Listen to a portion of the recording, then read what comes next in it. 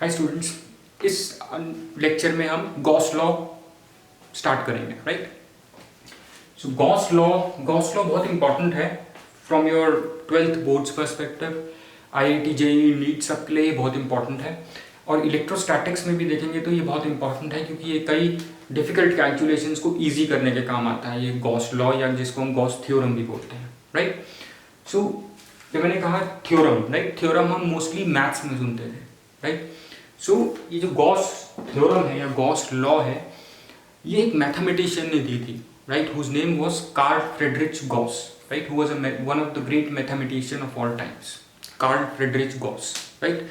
ये good to know information होती है, ये आपको पता होना चाहिए लॉ किसने दिया, राइट। सो गॉस लॉ से हम कुछ इलेक्ट्रिक फील्ड कैलकुलेट करने की जो हमने पहले जो डेरिवेशंस देखे थे, अगर हम उसी को गॉस लॉ से देखेंगे तो गॉस लॉ से हम बहुत इजीली उन्हें डिराइव कर सकेंगे, या उन इलेक्ट्रिक फील्ड्स को कैलकुलेट कर सकेंगे, राइट। जैसे हमने ड्यू टू पॉइंट चार्ज देखा था, due to distribution of point charges देखा था, राइट, या हमने due to group of point charges देखा था। अगर हम उन्हीं इलेक्ट्रिक फील्ड्स को इंटीग्रेशन ना यूज करके अगर हम उनको गॉस लॉ से कैलकुलेट करेंगे तो बहुत इजीली कैलकुलेट हो जाएंगे, राइट। तो ये कैलकुलेशंस को इजी करने के काम आता है, राइट।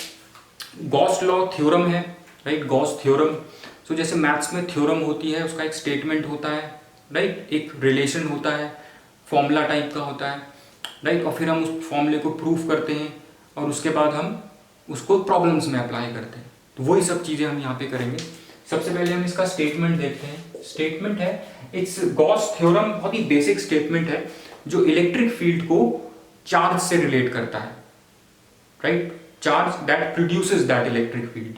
और ये चार्ज जो है is enclosed with in the surface. यहाँ पे हम सरफेस जरूर देखेंगे, जो भी चार्ज है उसको हम एक सरफेस में एनक्लोज करते हैं, राइट। जब भी आप गॉस लॉ की बात करेंगे तो आप देखेंगे that charge is enclosed within a surface, right. So Gauss law कहता है that electric field, right, due to charge which is enclosed within a surface.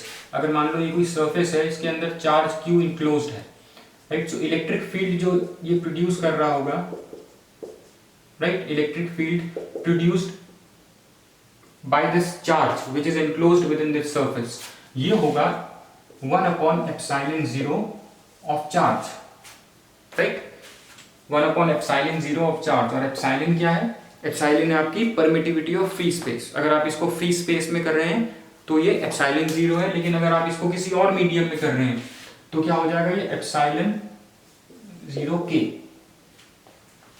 Right. आपकी इलेक्ट्रिक फील्ड कम हो जाती है। हमने ये कूलॉम्स लॉ में भी देखा था। अगर हम किसी और मटेरियल मीडियम में जाते हैं देन एप्सिलॉन की जगह हम एप्सिलॉन लिखेंगे, और एप्सिलॉन होता है एप्सिलॉन 0k, k होता है डाइलेक्ट्रिक कांस्टेंट, राइट। सो ये हमने कूलॉम्स लॉ में देखा था। अभी हम ज्यादा इसमें नहीं जाएंगे, डाइलेक्ट्रिक कांस्टेंट और इस सब चीजों में आप पहले का लेक्चर देख सकते हैं। सेकेंड इंपॉर्टेंट चीज है इसके लिए that it simplifies many calculations for electric field, जो हमने यूजिंग इंटीग्रेशन कैलकुलेट करी थी। मैंने इंटीग्रल का साइन लगाया कि हमने इंटीग्रेशन यूजिंग इंटीग्रेशन कैलकुलेट करी थी, राइट। थर्ड इंपॉर्टेंट चीज है इसकी, हम इसमें जो आगे देखिए हम ये चीज यूज करेंगे इसमें सिमेट्री, कुछ सिमेट्रिकल सरफेसेस हम इसमें कंसिडर करेंगे, क्योंकि मैंने कहा charge is always enclosed by a surface, right. तो हमें वो सरफेस ढूंढना पड़ेगा उस इलेक्ट्रिक फील्ड में, right. Symmetric surface plus your Gauss law, इन दोनों की हेल्प से हम इलेक्ट्रिक फील्ड फाइंड करेंगे, राइट। और गॉस लॉ क्या है? ये वाला, ये फॉर्मूला ऊपर जो है। इस सिमेट्रिक सरफेस को हम गॉसियन सरफेस कहेंगे, राइट। फोर्थ इंपॉर्टेंट चीज है, देखिए फोर्थ पॉइंट हम क्या ही ले? फोर्थ पॉइंट यही है दैट वी विल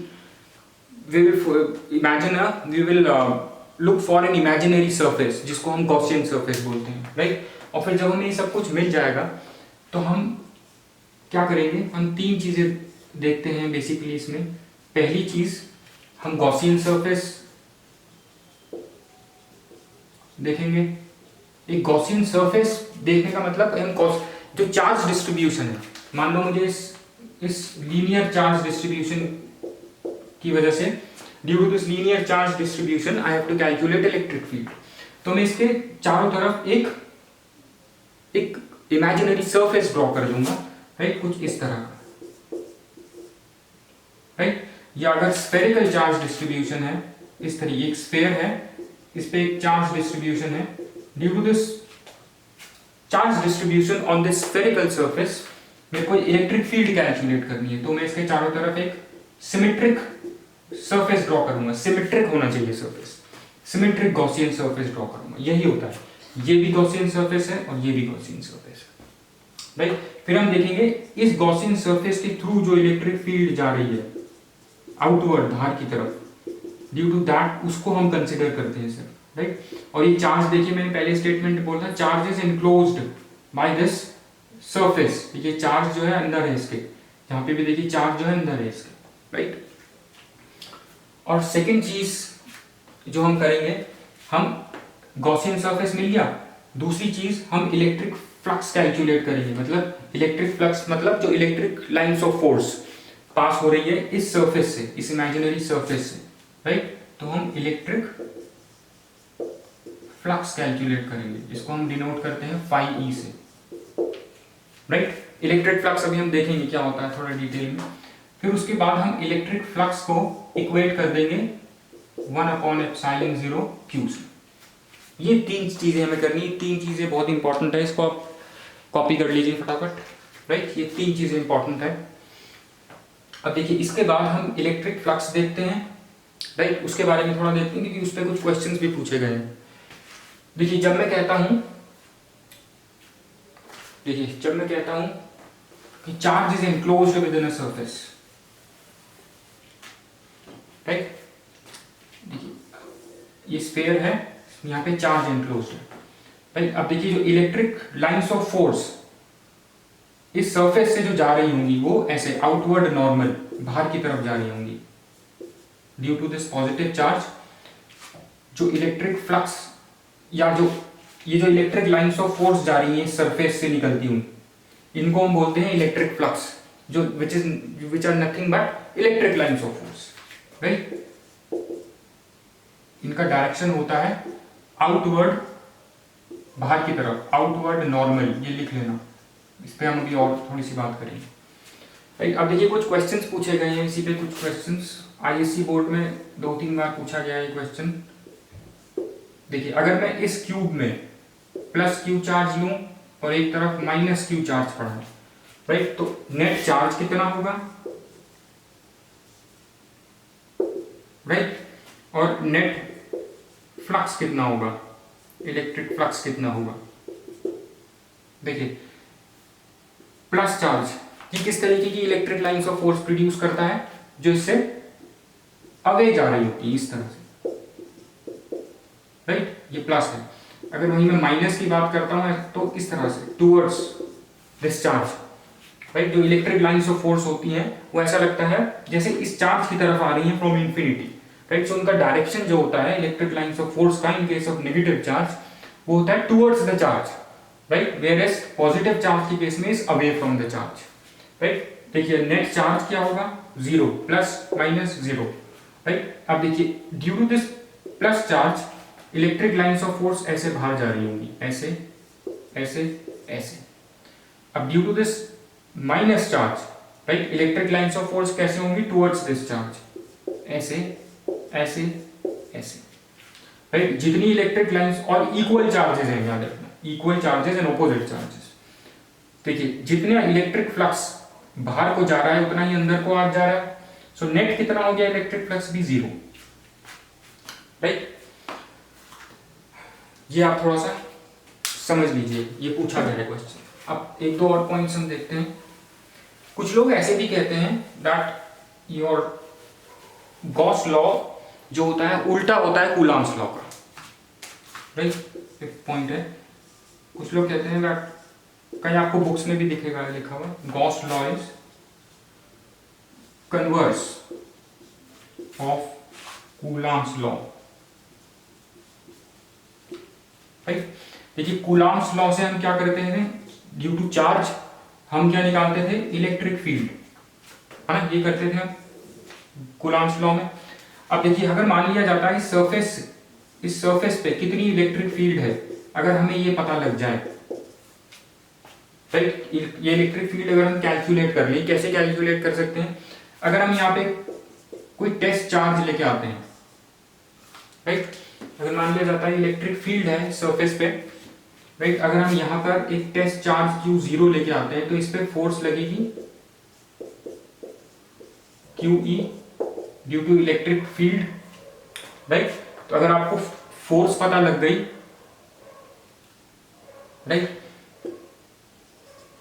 अगर ये फोर्स पता लग गई आपको, राइट, तो उससे आप इलेक्ट्रिक फील्ड कैलकुलेट कर सकते हैं, राइट। फोर्स पता लग गई तो आप उससे इलेक्ट्रिक फील्ड पता कर सकते हैं। इलेक्ट्रिक फील्ड क्या होगी, F/Q, राइट। अगर आपको एक बार इलेक्ट्रिक फील्ड पता लग गई तो यहां से आप Q भी तो निकाल सकते हैं। अगर आपको इलेक्ट्रिक फील्ड पता लग गई ऑन दिस सरफेस तो आप ये चार्ज भी एस्टिमेट कर सकते हैं।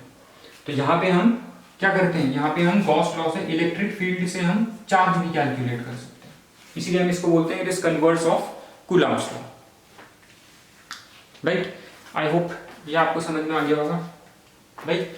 अब देखिए हमें प्रूफ भी करना है, जल्दी से थोड़ा चलाते हैं इसको, ये ध्यान में रखना that it is converse of Coulomb's law. अब हम इलेक्ट्रिक फ्लक्स, क्योंकि यहाँ पे हमें इलेक्ट्रिक फ्लक्स गॉसियन सरफेस हमें पता लग गया, इलेक्ट्रिक फ्लक्स पता, अब देखते हैं हम इलेक्ट्रिक फ्लक्स क्या है। नॉर्मली मैंने आपको बता दिया है इलेक्ट्रिक फ्लक्स वो होता है अगर इलेक्ट्रिक लाइंस ऑफ फोर्स किसी सरफेस से जा रही है, that is your electric flux, right. So यहाँ पे due to this Gauss law अगर हमें इलेक्ट्रिक फील्ड पता है तो हम चार्ज भी कैलकुलेट कर सकते हैं, राइट। नाउ अब हम देखते हैं इलेक्ट्रिक फ्लक्स क्या है। Electric flux basically, electric flux होता है आपका, यही पे डिफाइन कर देते हैं, इलेक्ट्रिक फ्लक्स होता है electric lines of force, right, passing through an area normally, right. Electric flux through a surface is defined as total number of electric lines of force passing through that surface normally, right. जैसे मैंने पहले यहाँ normal ये consider किया था ये surface, तो electric flux जो होगा through this surface, electric flux through this surface वो क्या होता था, is electric lines of force passing through this surface normally, right. So electric flux is nothing but, और इलेक्ट्रिक लाइंस ऑफ फोर्स कहां से आ रही है, ड्यू टू दिस चार्ज जो एनक्लोज्ड है इस सरफेस में। So these are electric lines of force, electric lines of force passing through the surface normally, right. ये लिख लीजिए, बहुत इंपॉर्टेंट है, यूज होगा, इसको हम phi e से डिनोट करेंगे, राइट, और इसे कैलकुलेट भी करना पड़ेगा। अब देखिए थोड़ा सा और इसको समझने के लिए देखिए, अगर मान लीजिए फ्लक्स, सबसे पहले फ्लक्स का मतलब क्या होता है, फ्लक्स का मतलब होता है लिक्विड जो फ्लो करता है, लिक्विड, लैटिन में फ्लक्स का मतलब होता है लिक्विड, लैटिन वर्ड है फ्लक्स, राइट, जिसका मतलब होता है लिक्विड, राइट। तो बुक में आपको दिखेगा दैट, अगर देखिए ये एक ऑब्जेक्ट लेते हैं कोई इस तरह का, देखिए नॉर्मली की बात, नॉर्मल बात कर रहे हैं, नॉर्मली मतलब इस सरफेस, ये सरफेस है अगर, राइट, अगर इस सरफेस से ऐसे लिक्विड फ्लो कर रहा है, ये लिक्विड के डायरेक्शन से नॉर्मल है, राइट, परपेंडिकुलर है लिक्विड के डायरेक्शन में, तो जब मैं इसको परपेंडिकुलर रखूंगा तो मैक्सिमम लिक्विड पास होगा इससे, राइट। अगर मैं इसको ऐसे टिल्ट कर देता हूं तो लिक्विड कम पास होगा इससे, right, if I tilt it with by an angle theta, right. तो अब ये सरफेस जो है ये इस लिक्विड से क्या एंगल बना रहा है, थीटा, राइट। इसी तरह से अगर हम इलेक्ट्रिक फोर्स की बात, इलेक्ट्रिक लाइंस ऑफ फोर्स की बात करें, ये आपका फिर से ऐसे सरफेस है, ये देखिए ये electric lines of force pass हो रही हैं इस सरफेस से, maximum electric lines of force तब पास होंगी जब ये सरफेस, इस जो सर्कुलर सरफेस है या स्फेरिकल सरफेस है, जब ये इन इलेक्ट्रिक लाइंस ऑफ फोर्स के परपेंडिकुलर रखा हुआ है। अगर मैं इसको ऐसे टिल्ट कर देता हूं तो इलेक्ट्रिक लाइंस ऑफ फोर्स क्या हो जाती हैं, कम हो जाएंगी, राइट। अब हमें वो कंपोनेंट, अब देखिए जो इलेक्ट्रिक लाइंस ऑफ फोर्स है, राइट, वो क्या है, product of the electric lines of force, right, and your area, right. So electric lines of force इस एरिया से जो निकल रही हैं, that is proportional to product of E and this area, right. अगर मैं इसको ऐसे टिल्ट कर देता हूं तो अब जो इलेक्ट्रिक लाइंस ऑफ फोर्स जो पास होंगी इस एरिया से वो कम हो जाएंगी, राइट।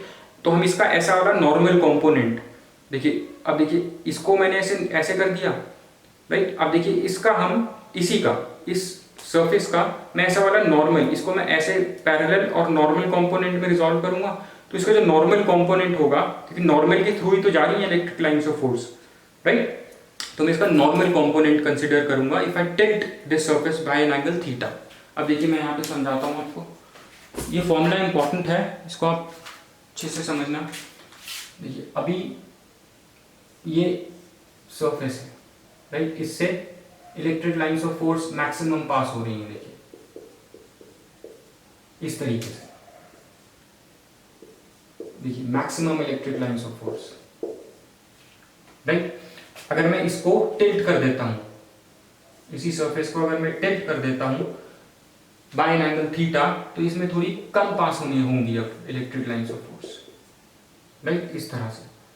तो मैं इसका ये डेल्टा एस, इसी एरिया को मैंने टिल्ट किया है, राइट। अब इससे देखिए कम electric lines of force pass होंगी, पहले ज्यादा हो रही थी, सब जगह से पास हो रही थी, राइट, अब थोड़ी कम होंगी, मैंने इसको टिल्ट कर दिया, राइट। तो मैं इसका इस सरफेस का, ये पहले डेल्टा एस था, राइट, यहां पे जो इलेक्ट्रिक लाइंस ऑफ फोर्स जो इससे पास हो रही है, राइट, जिसको हम बोलते हैं इलेक्ट्रिक फ्लक्स, राइट।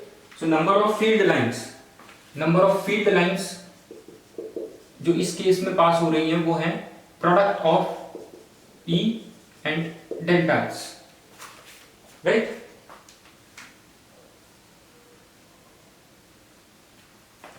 राइट, तो अगर मैं ऐसे यूनिट एरिया लूं, यूनिट एरिया से जितनी ज्यादा electric lines of force pass होंगी उतना ही ज्यादा इलेक्ट्रिक फील्ड स्ट्रेंथ होगा, राइट। इलेक्ट्रिक फील्ड स्ट्रेंथ क्या होगा, ई डेल्टा एस, राइट। अब ई जितना ज्यादा होगा, राइट, इस डेल्टा एस से उतना ही ज्यादा इनका प्रोडक्ट होगा, राइट। इसी तरह से अब देखिए जब मैंने इसको टिल्ट कर दिया तो मैं इसका कौन सा कंपोनेंट कंसीडर करूंगा, delta S cos theta, right, ये कंसीडर करूंगा। अब देखिए जो फील्ड लाइंस होंगी, field lines that would be proportional to E delta S cos theta, right, ये फॉर्मूला इसका बनेगा, right, E delta S cos theta.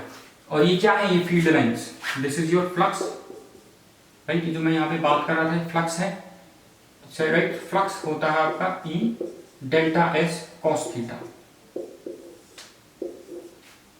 Right, ये फॉर्मूला है, ये फॉर्मूला लिख लीजिए, राइट, आपको इलेक्ट्रिक फ्लक्स की जरूरत पड़ेगी। अब देखिए अगर इन दोनों का angle between E and delta S, first वाले केस में क्या था, फर्स्ट वाले केस में ये तो देखिए यहां पे एंगल थीटा था, राइट। अब फर्स्ट केस में जब maximum electric lines of force जा रही थी, सो थीटा क्या था आपका 0, right, therefore electric flux maximum होगा, cos थीटा मतलब cos 0 की वैल्यू 1, ई डेल्टा एस, यही वाला फॉर्मूला बन गया, ठीक है। अब इसको जब मैंने बाय एंगल थीटा इसको रोटेट किया या टिल्ट किया तो फाई क्या हो जाएगा, हम इसका नॉर्मल कंपोनेंट लेते हैं एरिया का, right, phi is equals to E delta S cos theta, right. अब अगर मान लो मैं थीटा की वैल्यू 90 ले लेता हूं, cos 90 0, मतलब अगर इलेक्ट्रिक लाइंस ऑफ फोर्स ऐसे जा रही है, राइट, तो मैं कोई सरफेस ऐसे रख देता हूं, राइट, ऐसे परपेंडिकुलर रख देता हूं उसके, तो एक भी इलेक्ट्रिक लाइंस ऑफ फोर्स नहीं पास होगी उसमें से, राइट। तो उस केस में जब cos थीटा की वैल्यू 90, तो cos 90 0 होता है, electric flux 0 when surface is perpendicular to the electric lines of force, right. ये हम अभी कैलकुलेशंस में देखेंगे, ये आप थोड़ा सा कॉपी कर लीजिए, दिस इज इंपॉर्टेंट। अब हम प्रूफ करते हैं, राइट, जल्दी से हम प्रूफ देखते हैं गॉस लॉ का। इलेक्ट्रिक फ्लक्स आप अच्छे से समझ लेना एक बार, कि थोड़ा सा कई बार प्रॉब्लम होता है लोगों को समझने में,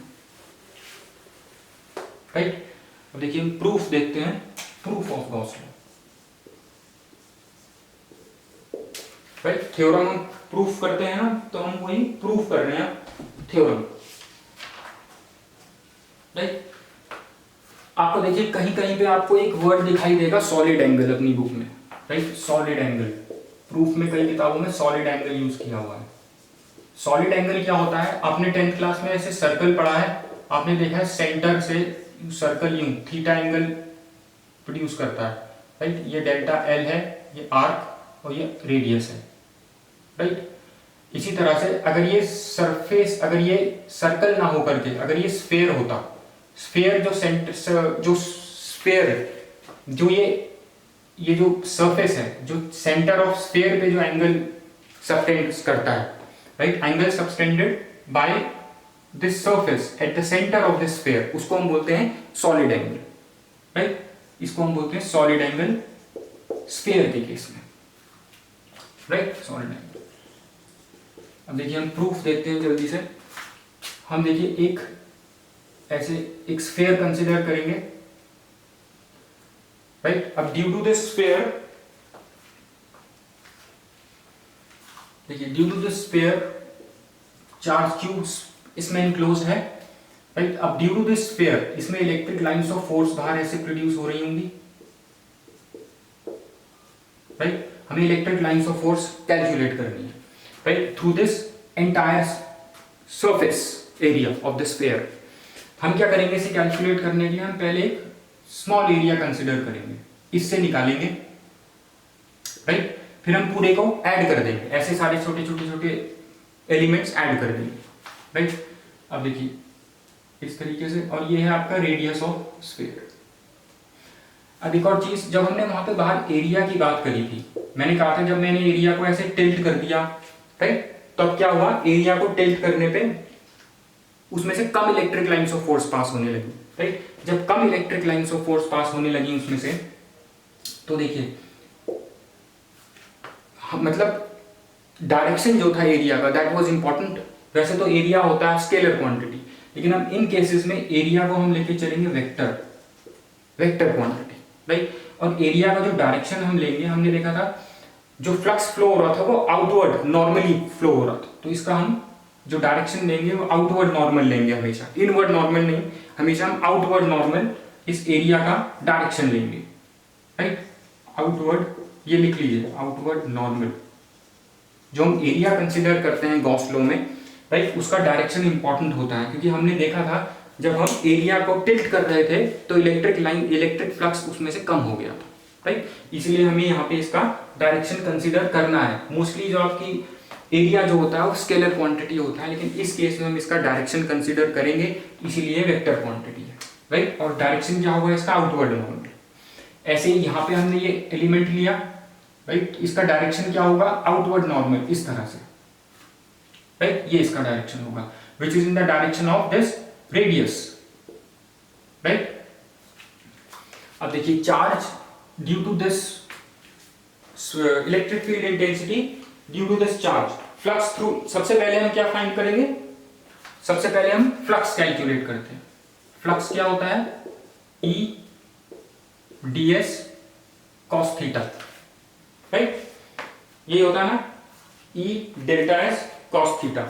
अब यहाँ पे तो हमने टिल्ट नहीं किया है, तो E ds लेंगे हम यहाँ पे, E ds, right, phi is equals to E ds, या यहाँ पे हम E ds ले लो या डेल्टा s ले लो, राइट। ds हम बेसिकली इंटीग्रेशन के केस में लेते हैं, तो यहाँ पे जो डेल्टा फाई, राइट, जो इलेक्ट्रिक फ्लक्स पास होगा इस स्मॉल एरिया एलिमेंट से, वो होगा small area element delta S से, इलेक्ट्रिक फ्लक्स डेल्टा फाई जो क्रॉस पास होगा वो होगा this, as per the formula of electric flux, right.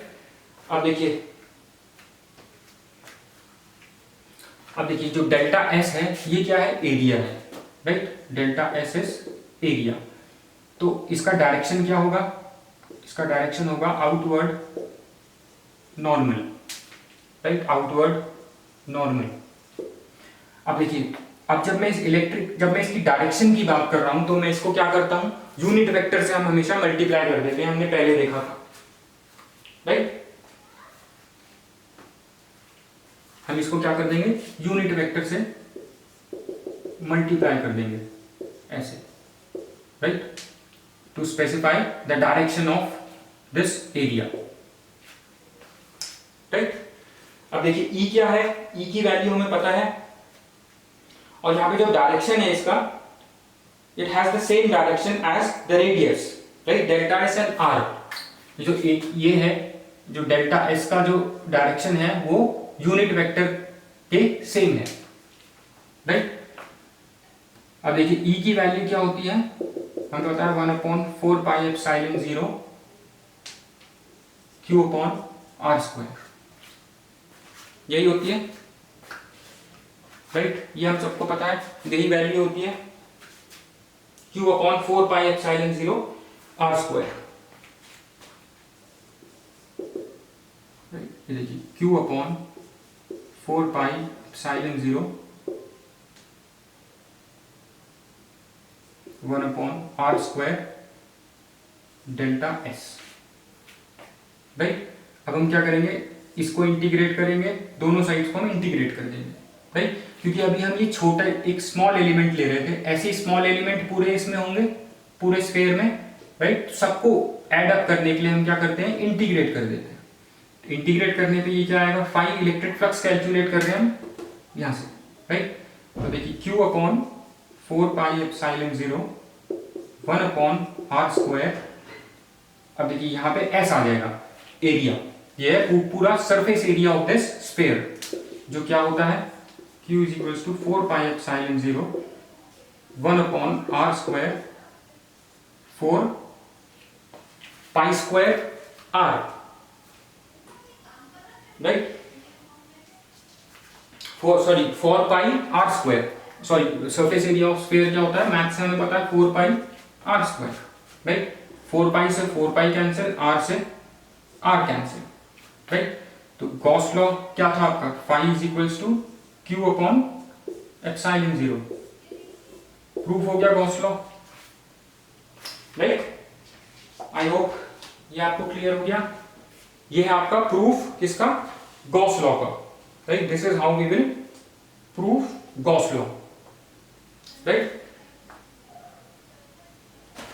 अब अगर मान लिया जाता है इसी सरफेस में खूब सारे चार्जेस हैं, Q1, Q2, Q3, then all will contribute to the electric flux, right. तो उसका Q नेट चार्ज ऐसे आ जाता है, Q1, Q2, Q3 आपको ऐसे बुक में लिखाई देगा, right. But main is this, ये अगर आपको समझ में आ गया है, राइट। देखिए हमने क्या किया, स्फीयर लिया, एक स्मॉल एलिमेंट के थ्रू इलेक्ट्रिक फ्लक्स कैलकुलेट किया, राइट, और हमने कूलॉम्स लॉ से ये फॉर्मूला यूज करके यहाँ पे रखा, राइट। और हमने ये स्मॉल एलिमेंट डेल्टा एस से कैलकुलेट किया था, तो हमें पूरे को सारे एलिमेंट्स को जोड़ने के लिए हमें इसे इंटीग्रेट करना पड़ेगा, राइट। इसको इंटीग्रेट किया तो एस आया, सरफेस एरिया ऑफ स्फीयर क्या होता है 4 पाई r स्क्वायर, कैलकुलेट किया q अपॉन एप्सिलॉन 0, ये प्रूफ हो गया आपका Gauss law, right. I hope this is clear. अब देखिए अगर आपको गॉस लॉ है, एक जल्दी से एप्लीकेशन देख लीजिए, बाकी हम दूसरे लेक्चर में देखते हैं कुछ और एप्लीकेशंस भी, राइट। देखिए अगर ये स्फेरिकल डिस्ट्रीब्यूशन है, अगर ये ऐसे है, राइट, एक स्फीयर है, right. So electric field strength through uniformly charged thin, this is uniformly charged thin spherical shell, इसके due to this electric field कितनी होगी, तो हम क्या करते हैं, एक गॉसियन सरफेस लेंगे सबसे पहले, हम नेक्स्ट लेक्चर में बाकी की एप्लीकेशंस देखेंगे, गॉसियन सरफेस लेंगे, ले लिया। अब इलेक्ट्रिक, ये इसका हम रेडियस लेते हैं r, स्फेरिकल शेल का, गॉसियन सरफेस का रेडियस r है, right, r is greater than r। तो यहां से जो इसकी इलेक्ट्रिक फ्लक्स कैलकुलेट करेंगे, वो कैसे कैलकुलेट करेंगे, electric flux would be equal to, electric flux would be equal to E ds cos theta, right. तो यहां पे हम परपेंडिकुलर डायरेक्शन में ही देख रहे हैं, तो ये क्या हो जाएगा आपका cos 0 E ds, राइट। देखिए अब हो जाएगा आपका इलेक्ट्रिक फ्लक्स हो जाएगा